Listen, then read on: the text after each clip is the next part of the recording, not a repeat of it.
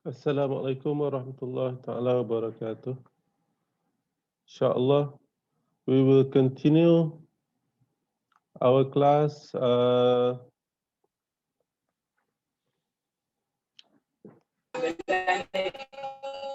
Semua sihat, ya?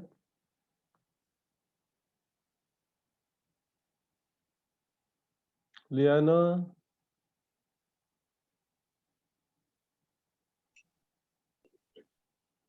okay, inshallah, today we will discuss Islamic monetary policy. So, Islamic monetary policy is different from conventional monetary policy because Islamic monetary policy has to follow Sharia, and in Islam, riba is prohibited. So unlike the conventional monetary policy that use riba as a policy tool, so in Islam cannot. Okay, riba is prohibited in Islam. Um, so some of the conventional monetary tools that involve riba, such as open market operation, discount rate, and interest on reserves, uh, are not permitted, so not appropriate and not permitted from the Islamic perspective. The economy in Islam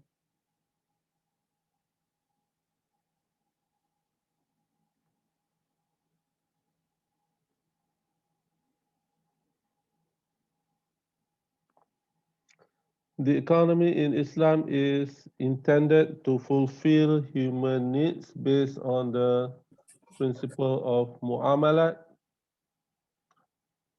And in mu'amalat, there are permissible or halal and impermissible or haram economic activities. So Islamic monetary policies must take into account halal and haram, permissible and impermissible economic activities. The economic activities not only to fulfill individual demand for final goods and services, like in conventional economics, but in Islam, the economic activities uh, also to serve the demand of societies. So we cannot, in Islam, individualistic or individualism must be balanced with the needs of society. Tak boleh penting diri sendiri sahaja, kena mengambil kira keperluan orang lain dalam masyarakat. So, economic activities not only to fulfill individual needs for goods and services, but also to fulfill the needs of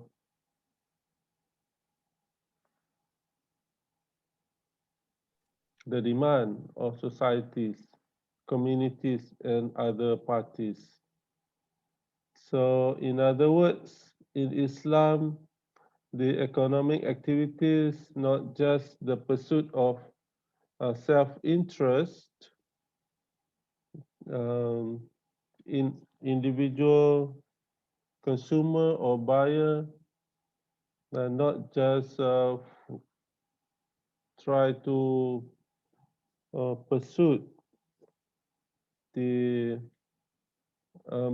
the maximization of utility, but also to help others.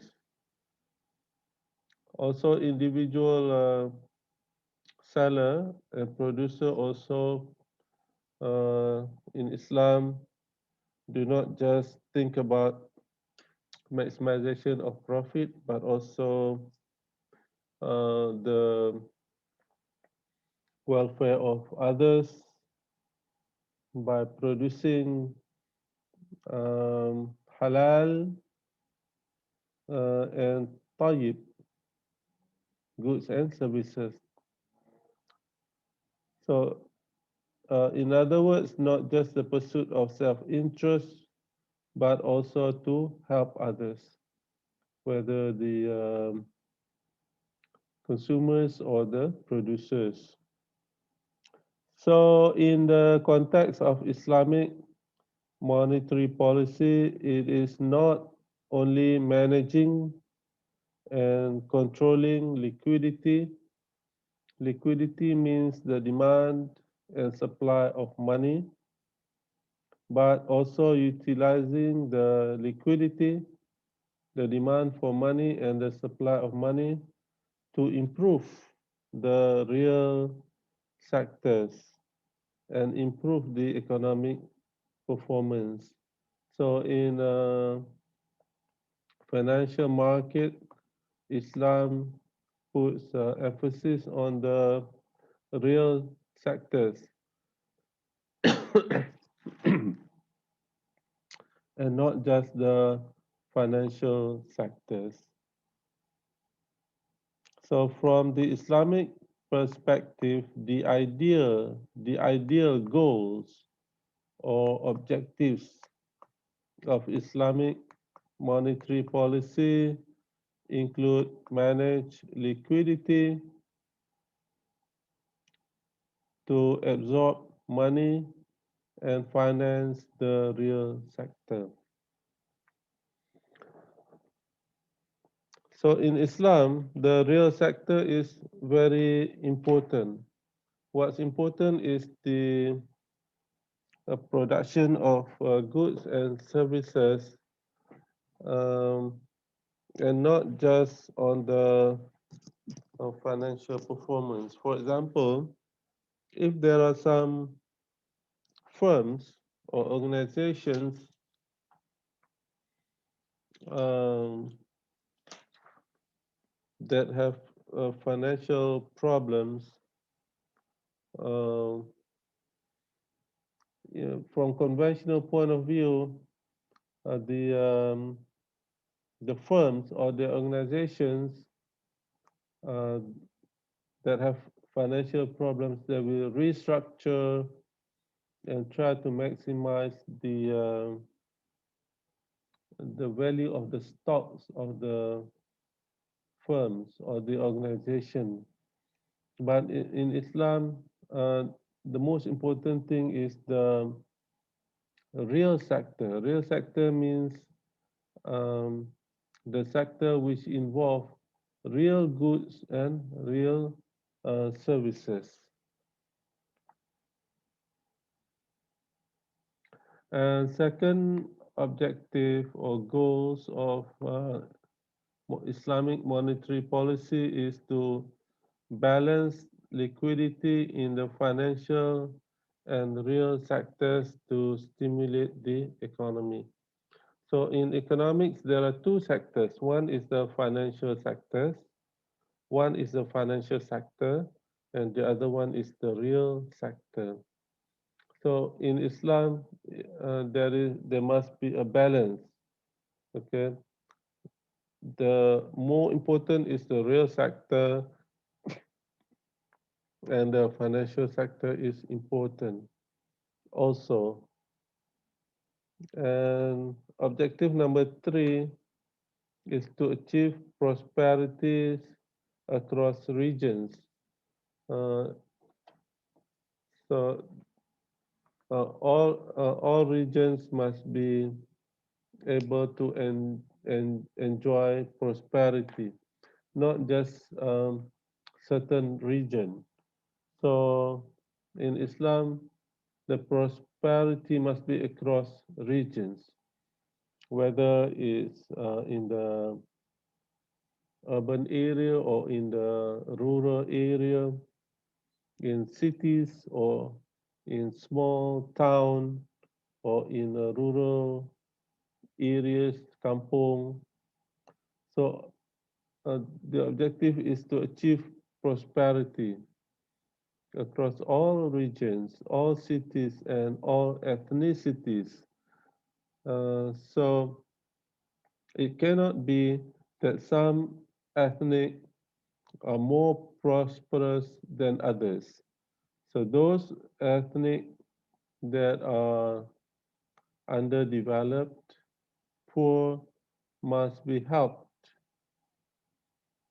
by the others so that the wealth can be shared among all the people.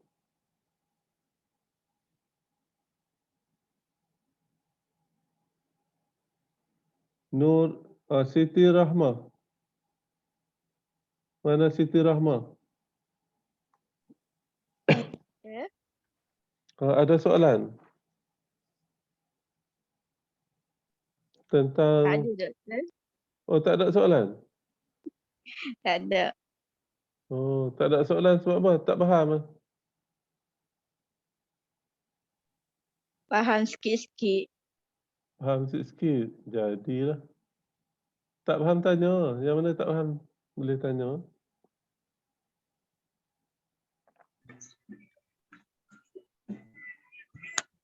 Okay, next week. Next week is study week, right? Next week is a study week, if I'm not mistaken. Betul, sir. Uh, Sorry, doktor. we will have one review session next week. Nanti saya bagi apa? Saya bagi tips. So we still have class or review session next week on Monday. Kelas ulang kaji lah, study week kan. Nanti kamu boleh fokus lah tajuk apa nak study untuk final exam. Okay, next week we still have one we call a review session class. Okay, so kena faham ni, yang ni masuk exam ni. So from Islamic perspective, the ideal goals or objectives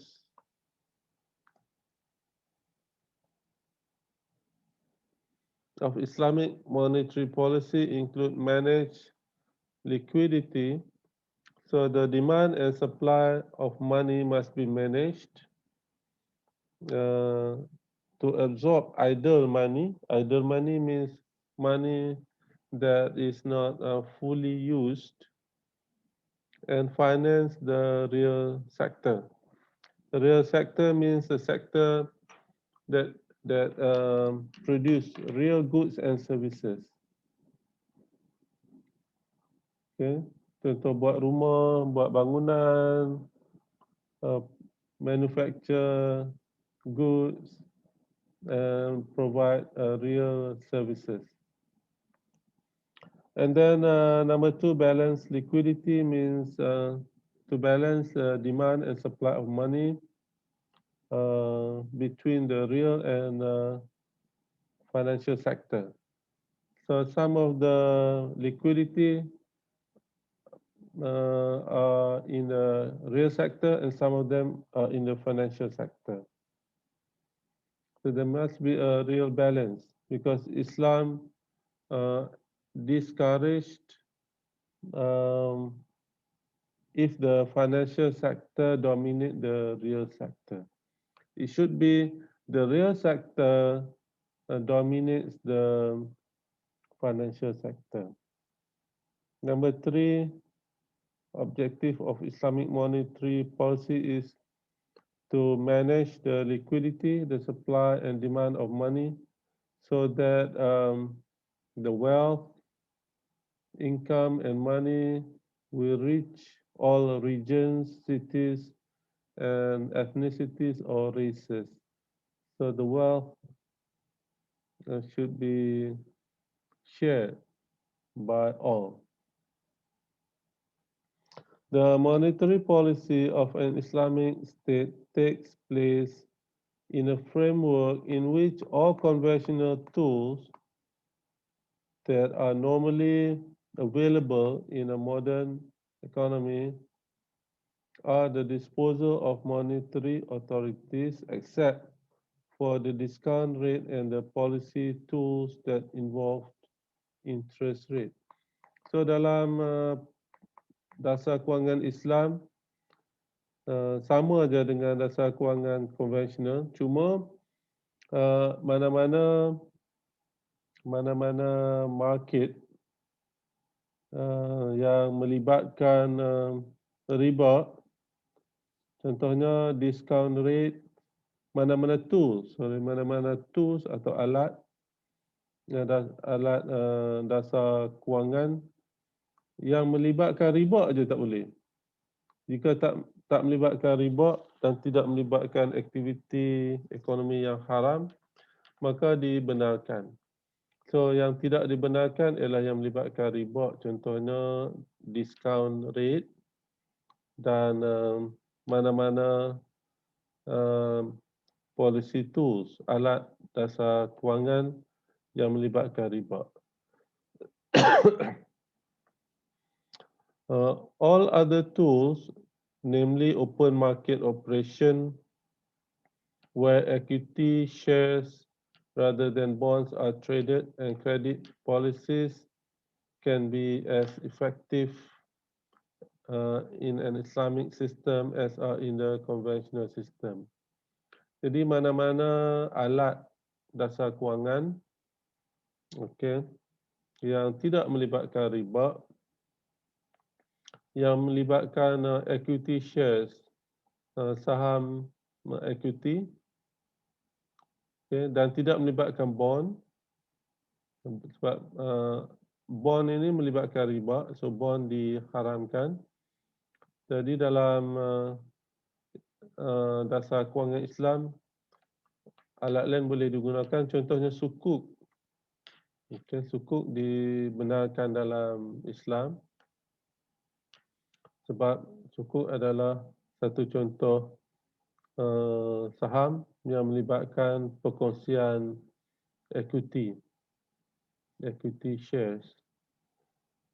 So other tools like open market operation where equity shares like sukuk are traded is allowed. The authorities in an Islamic can utilize reserve requirements and profit sharing ration to achieve changes in the stocks of money and credit. So in an Islamic monetary policy, the central bank or the authority, contohnya bank negara, boleh menggunakan reserve requirement seperti mana dalam sistem kewangan konvensional, dan juga boleh menggunakan apa-apa skim yang berasaskan kepada profit sharing, perkongsian keuntungan. Okey.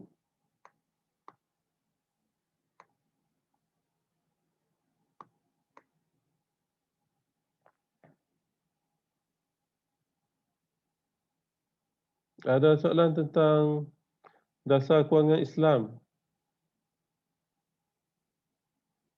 Kita lompat. We jump. Tengah-tengah hari ni kita lompat. SLM ni tak masuk dalam exam. Dia lompat.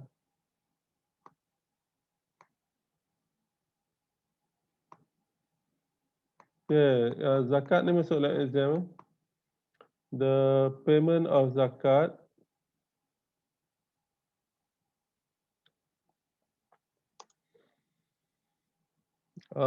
in Islamic economics, zakat is an obligation. Okay, zakat is a distribution of wealth from the rich people or people having surplus wealth to those have-nots.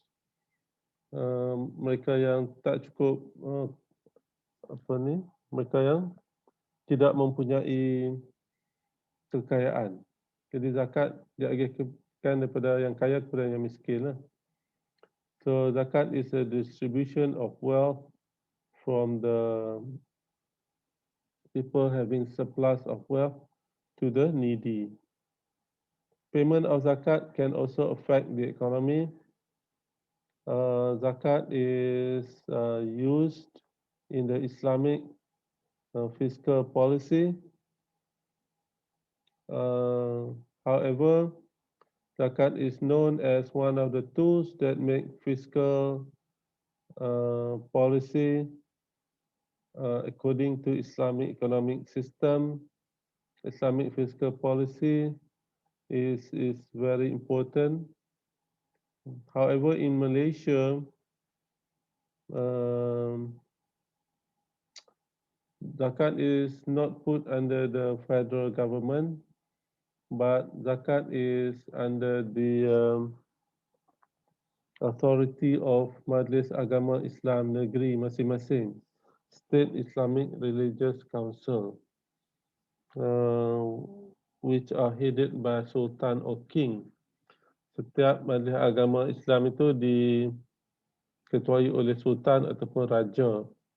Jadi di Malaysia ni sistem kutipan zakat diberi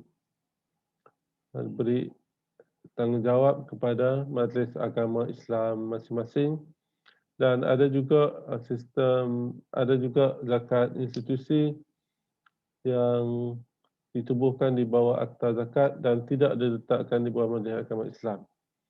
Contohnya Lembaga Zakat Negeri Kedah ditubuhkan di bawah Akta Zakat dan tidak diletakkan di bawah Majlis Agama Islam.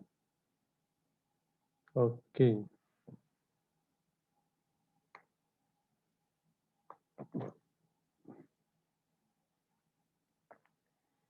Okay, reserve requirement.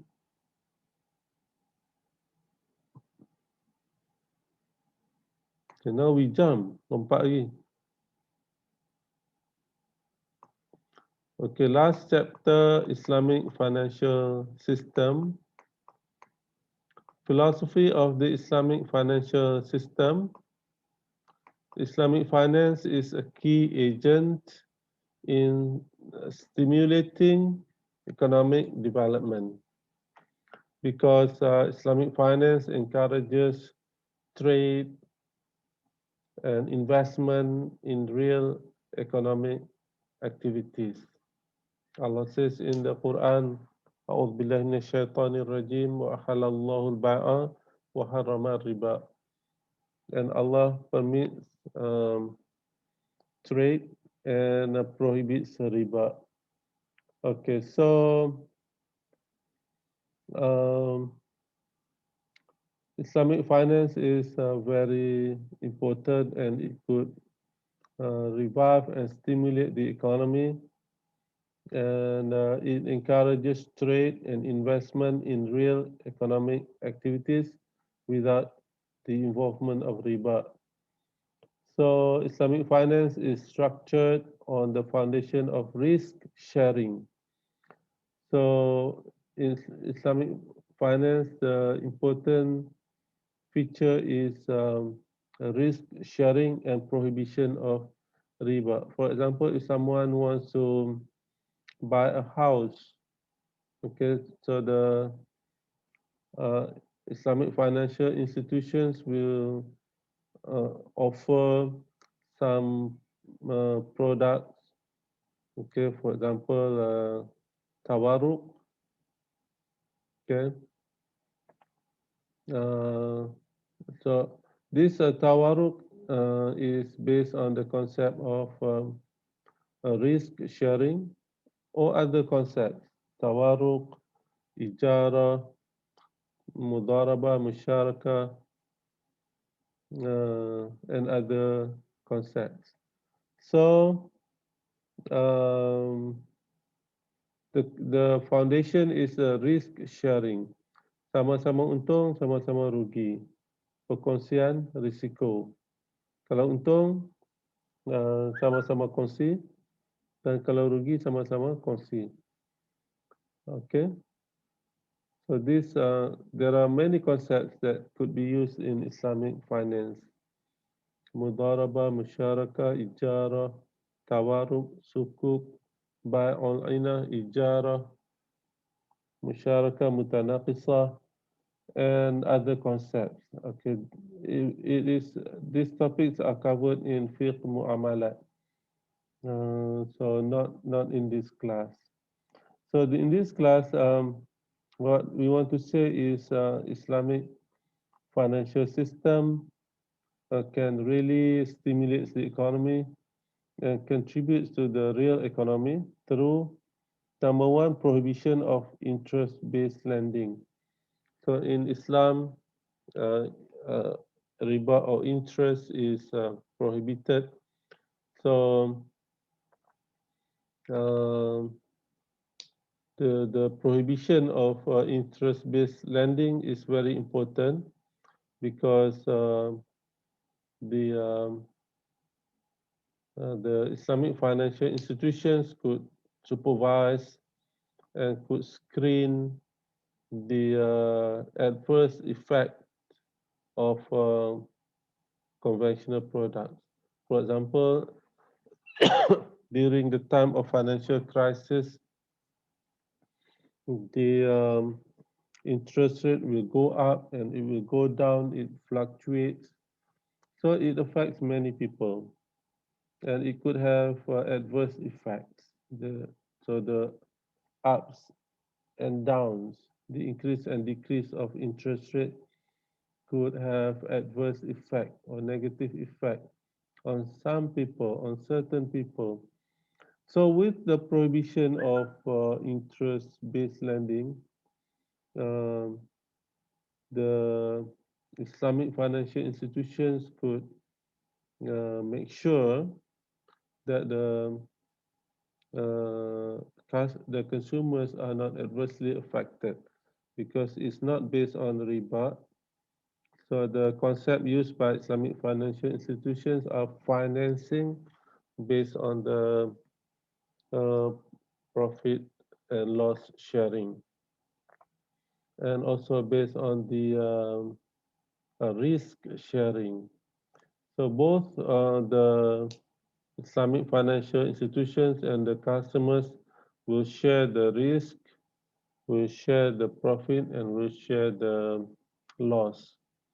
So it's not just one-sided like the riba system. Okay. Siti Rahma. Apa ni? Fatihah. Yes, doktor. Ada soalan tak? Ada, Nampak, doktor. tak ada. Nampak macam tak faham dah, tapi tak mau tanya. Payah tajuk ni. Tak ada nak tanya apa. Makan nasi lagi.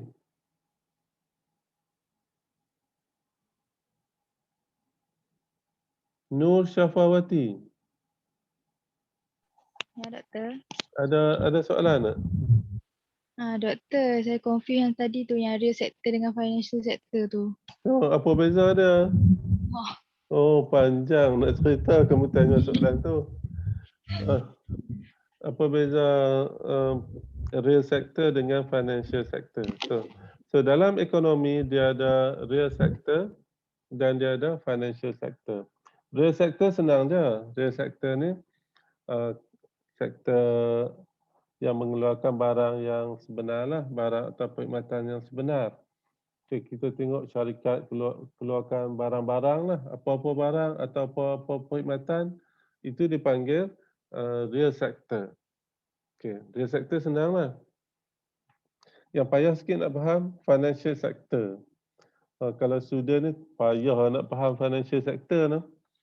Okey, financial sector ni sektor yang melibatkan misalnya saham, okey, uh, apa ni, foreign exchange. Dia bukan jual beli barang, tapi dia jual beli um, benda-benda yang berkaitan dengan financial. Okey.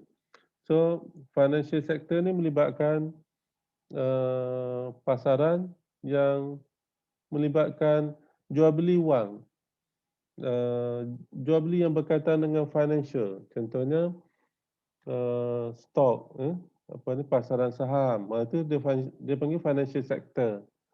Pasaran pertukaran mata wang, itu financial sector.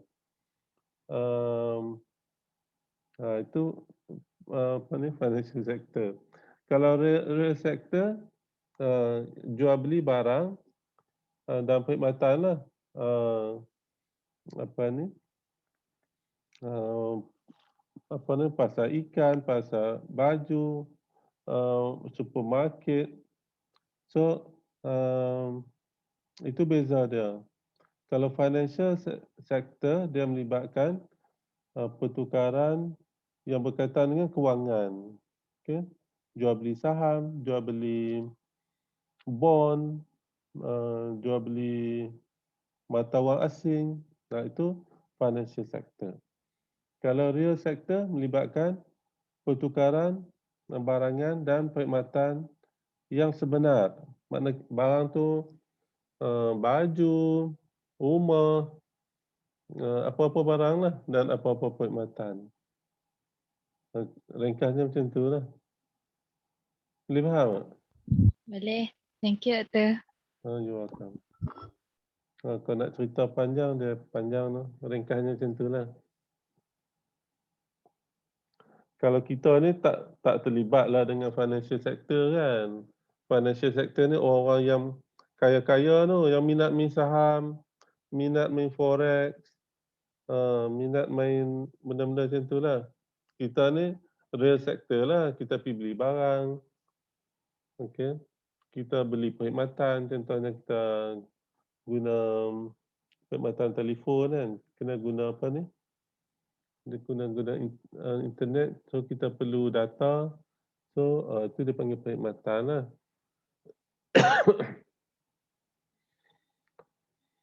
Okey, soalan lain?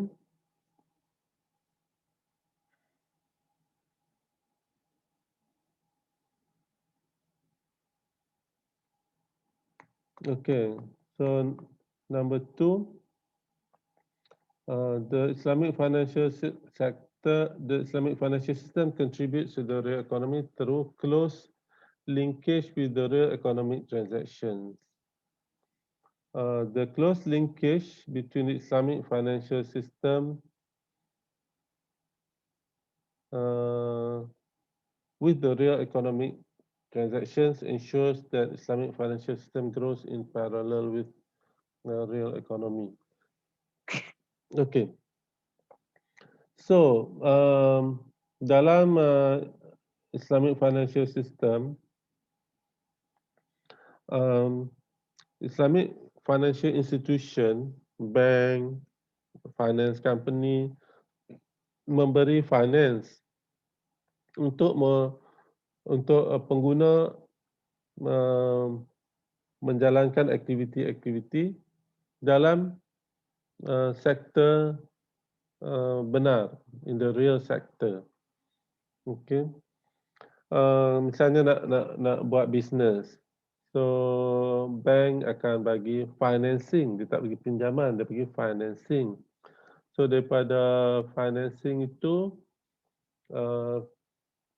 pelanggan bank boleh membuat perniagaan lah menggunakan wang tersebut. Bila dia guna duit tu untuk buat perniagaan, so dia terlibat dalam dipanggil real economic transactions. Iaitu transaksi ekonomi yang berkaitan dengan real sector. So the real economic transactions involves economic activities in the real sector. So real sector ni maksudnya mengeluarkan barang dan perkhidmatan lah. Buka kilang, buka supermarket, buka apa apa-apalah, ya. Dan kita duk nampak tu real sector lah. Yang tak nampak tu financial sector. Financial sector ni sektor yang melibatkan pertukaran instrumen kewangan, jual beli saham kan. Ada orang dia kaya dengan jual beli saham dia. Barang dia tak keluarkan apa-apa barang pun. Itu dipanggil financial sector. Ada orang dia kaya sebab dia mengeluarkan barang. Bill Gates kaya sebab dia mengeluarkan Microsoft. Perkhidmatan namakan Microsoft. Mark Zuckerberg, billionaire sebab dia mengeluarkan servis perkhidmatan Facebook. Itu dipanggil real economic transaction. Ada orang macam George Soros tu, dia jutawan sebab dia terlibat dengan financial sector. Dia jual beli saham, ya, jual beli saham dalam angka yang banyak sampai dia boleh mengambil alih sesebuah syarikat. So dalam Islam, okay, in the Islamic financial system, it puts emphasis on the real economic transactions. Okay, real economic transactions means transactions atau business yang mengeluarkan barang-barang benar, okay, real goods and services. So when the real economy grows, okay, the Islamic financial system also grows. Okay, kedua-dua tu dia tumbuh secara paralel. Okay, Islamic financial system berkembang, ekonomi juga berkembang. So ekonomi berkembang, Islamic financial system juga berkembang. Itu kelebihan Islamic financial system. Prohibition of short selling. The prohibition of short selling prevents speculative activities that enhance economic stability, minimize the severity of financial crisis. So in Islamic financial system, one of the elements that are prohibited is short selling. Short selling means buying certain bonds. Short selling means buy stock and bonds when it is cheap and quickly sell it when it is expensive. So sell when low, buy when low, sells when high. Beli saham bila harga murah, lepas tu cepat-cepat jual bila harga dia mahal untuk dapat keuntungan yang segera. Dan dia melibatkan unsur gharar, unsur ketidakpastian, unsur uncertainty. So in Islamic finance, any elements of gharar or uncertainty or speculative is prohibited. So dengan itu ekonomi menjadi lebih stabil. Okay. Jadi dia boleh menstabilkan ekonomi dan juga menstabilkan financial market. Boleh to stabilize the financial market, menstabilkan pasaran kewangan. Kalau banyak sangat aktiviti short selling, dia akan melibatkan fluctuations, high fluctuations, turun naik yang mendadak dan terlampau mendadak lah, terlampau tinggi, terlampau rendah, menyebabkan financial market menjadi tidak stabil. Yang ni susah nak faham lah. Ni cerita orang-orang kaya ya, yang main saham ya.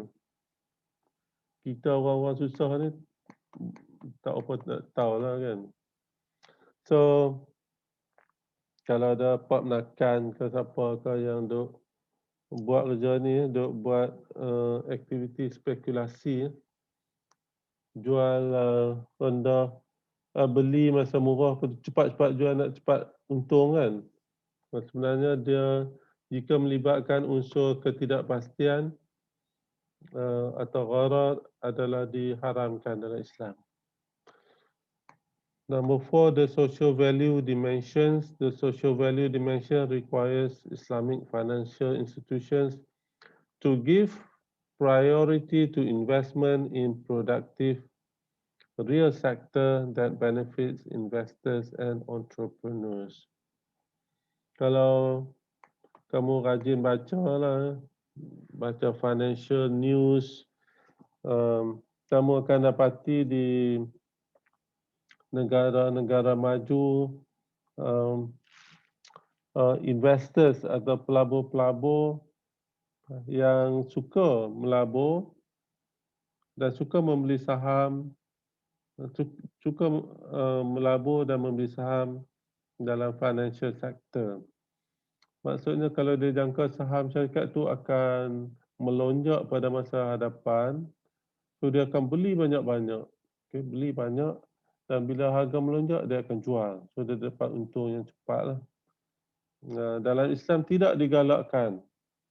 Yang lebih diutamakan dalam Islam ialah memberi keutamaan kepada pelaburan dalam bidang sektor benar, in the real sector. Maksudnya kalau ada duit tu, buatlah pelaburan. Okay, dalam contohnya dalam mana-mana sektor lah yang mengeluarkan real goods and services. Okay, siapa yang kaya buatlah kilang kan, contoh gitulah. Kalau ada duit lebih, buatlah kilang, mengeluarkan barang yang real goods and services. Jadi memberi peluang pekerjaan kepada orang lain, okay, dapat membantu golongan lain, dapat mengeluarkan barangan, menjana pendapatan. So dalam Islam digalakkan membuat pelaburan in productive real sector.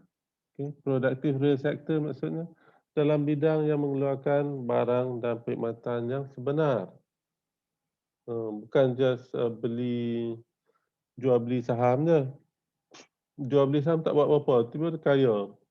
Sebab jual beli saham saja. Yang Islam digalakkan melabur dan mengeluarkan barang. Okay. Melabur dalam kilang, melabur dalam syarikat yang mengeluarkan barang. Membuat pelaburan yang yang patuh syariah. So dia akan memberi manfaat kepada pelabur-pelabur dan juga kepada usahawan. So the social value dimension requires Islamic financial institutions to give priority to investment in productive real sector. Okay, that benefits investors. Investors ni maksud orang yang menanam modal, and entrepreneurs ialah orang yang mengusahakan. So untuk mengeluarkan barang dan perkhidmatan, dia perlu ada investors, perlu ada orang yang melabur saham, yang memberi modal, dan juga entrepreneurs ialah orang yang mengusahakan sesuatu perniagaan. Okey. Ada soalan? Yang kelima, Islamic financial system juga Islamic financial system can stimulate the economy through the concept of risk sharing. Okay, the risk sharing concept, konsep perkongsian risiko. The risk sharing concept encourages the spirit of brotherhood. So, for example, the investor, okay, give the money, give uh, the capital to the entrepreneur, and entrepreneur use the capital to venture into business, okay, and then if there is a profit, then the profit is shared, okay. So that is called the risk sharing concept, where the profit is shared and also the loss is also shared among the investors and the entrepreneurs. So the risk sharing concept encourages the spirit of brotherhood and helping each other, so that minimize the negative impact of the crisis. Or so sometimes when someone, for example, invests in speculative activities in financial sector, beli saham banyak-banyak dengan harapan nak untung pada masa depan. What happens kalau berlaku financial crisis? Tiba-tiba nilai saham semua jatuh. So dia akan mengalami masalah yang besar. Dia akan kerugian dalam angka yang juta-juta lah. Tapi kalau seseorang tu dia melabur dalam real sector, okay? Dia melabur dalam kilang yang mengeluarkan barang-barang, barang-barang dan perkhidmatan. So kalau financial market is in a crisis, kalau berlaku krisis dalam pasaran kewangan, dia tidak terlibat, ya, dia tidak terkesan, sebab dia tidak terlibat dalam financial market. It's not to say that Islam discourage the financial market, no. But there must be a balance. Mesti ada satu keseimbangan, mesti seimbang lah. The investment in the financial sector and also the investment in the real sector. So Islam tidak menggalakkan terlalu fokus kepada financial sector untuk keuntungan cepat, untuk dapat keuntungan yang cepat. Semua orang suka dapat keuntungan cepat lah. Hari ini melabur, minggu depan dapat keuntungan yang mendadak. Walaupun tak tahu apa produk yang dikeluarkan. Itu dipanggil financial sector. Jadi dia kena balance. In Islam, there must be a balance between financial and real sector. And Islam encourage the investment in the real sector. Okay.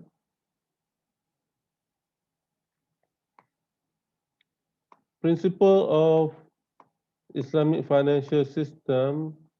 There are many principles. Ada banyak prinsip yang berkaitan dengan Islamic financial system. But we will focus on only two principles. Okay. Principles of the Islamic financial system. The Islamic financial system must be Sharia compliant. Okay. There are halal and haram, permissible and impermissible activities. Okay. Only activities which are halal can be done, and we must avoid haram activities. So the Islamic financial system has the following principles. Number one, prohibition of riba. The prohibition of riba is the central character of the Islamic financial system that includes prohibitions of the payment and receipt of riba. So riba itu haram, Okay, memberi riba haram, menerima riba juga haram. Kenapa haram? The interest rate is determined ex ante. So kadar riba tu ditentukan sebelumnya. Okay. So kalau seorang tu bagi pinjaman, dia kata misalnya interest is 5%, 5%. Dia ditentukan sebelum. Kawan tu pun pilih buat bisnes, tiba-tiba rugi. Dia masih kena bayar 5%. Tak kira lah bisnes rugi atau bisnes untung. So that means the borrower must pay riba whether the business and the investment generate profit or not. So that's the problem with riba. Okay. Untung ke, rugi ke, kalau pinjam duit, lepas tu mesti bayar juga riba tu. So the interest rate is determined ex ante, which means the borrower must pay riba whether the business and investment generate profit or not. To achieve an economically stable financial system, the provide and seeker of the provider and seeker of funds, provider of funds orang yang memerlukan wang, provider of funds orang yang memberi wang, seeker of funds orang yang memerlukan wang. So the Islamic financial system must make sure that the provider and seeker of funds must economically stable financial system, so they must share the profit and loss and the underlying risk in a fair manner. So dalam sistem kewangan Islam, kalau buat perniagaan, kalau untung sama-sama kongsi, rugi sama-sama kongsi, dan risiko juga sama-sama kongsi. So it's a profit sharing, loss sharing, and risk sharing. Okay, principle number one, okay, prohibition of riba. Principle number two is prohibition of gharar or uncertainty.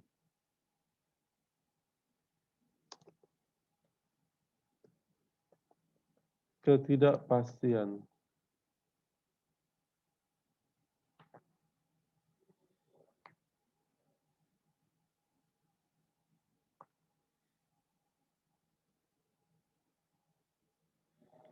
Prohibition of gharar or uncertainty. Islamic financial system disallows or prohibits any transaction involving gharar or uncertainty in its nature or quantity. It implies the prohibition of any transaction involving excessive uncertainty, ketidakpastian yang berlebihan, about its outcome or completion to ensure the achievement of an economically stable financial system. Okay, so apa-apa unsur yang mengandungi ketidakpastian tidak dibenarkan dalam Islam. Macam mana nak tentukan ketidakpastian? Ketidakpastian itu mestilah eksesif, mestilah berlebihan. Okay. Kalau ketidakpastian dalam yang minimum dan boleh di mitigate, boleh dikawal, boleh dikontrol, maka itu adalah dibenarkan. Yang tidak dibenarkan ialah excessive uncertainty. Misalnya membuat pelaburan yang mana ketidakpastian itu adalah eksesif, melampau. Okay. Nak untung dengan terlampau banyak. Okay. So dia pun melabur 1 juta. Dengan harapan akan dapat untung berlipat kali ganda. Tapi untung ke tidak? Tak tentu. Ada gharar, ada uncertainty. Kalau gharar atau uncertainty itu eksesif, berlebihan, maka itu adalah diharamkan. Kenapa? Takut nanti dia akan mengalami kerugian dan kesannya sangat adverse, sangat negatif lah. Okay. So prohibition of gharar or uncertainty, Islamic financial system prohibits, melarang any transaction involving gharar in its true nature or quantity. So maksudnya apa? It implies the prohibition of any transaction involving excessive uncertainty about its outcome or completion. Sebab apa? To ensure the achievement of an economically stable financial system. Wallahu ta'ala a'lam. Alhamdulillah, we have finished all the chapters that we want to cover for this semester. Okay, Alhamdulillah. And inshallah next week we will have a review session on Monday, same time, 2 o'clock inshallah. Review session untuk final exam. Wallahu ta'ala a'lam. Assalamualaikum warahmatullahi wabarakatuh. Any